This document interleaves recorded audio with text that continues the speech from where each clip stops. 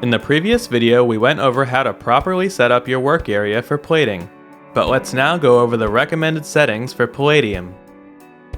Your plating beaker should be heated to 110 degrees Fahrenheit and use a platinized titanium anode.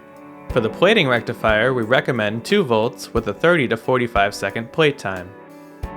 With everything set, we're ready to get started.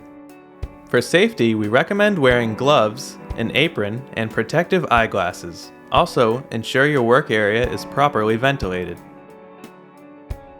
For repair items or badly oxidized pieces, you will want to start with polishing and then cleaning in an ultrasonic cleaner. Once clean, rinse in distilled water.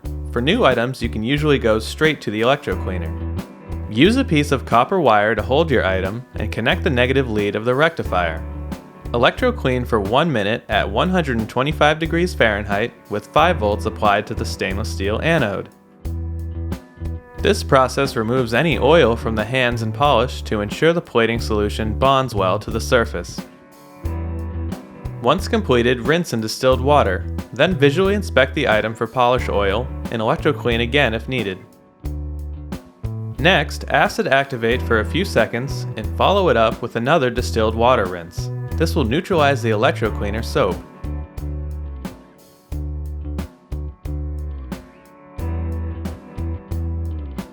Finally, connect the negative lead from the plating rectifier to your item.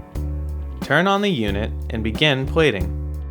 We're going to plate for 40 seconds at 110 degrees Fahrenheit with 2 volts applied to the platinized titanium anode. Make sure to visually inspect the item throughout the plating process. When the desired color is achieved, finish with a distilled water rinse. Well, there you have it, a perfect palladium plate. If you have any comments or questions, please leave them below or feel free to contact us, and be sure to check out our playlist of plating videos. Thanks for watching.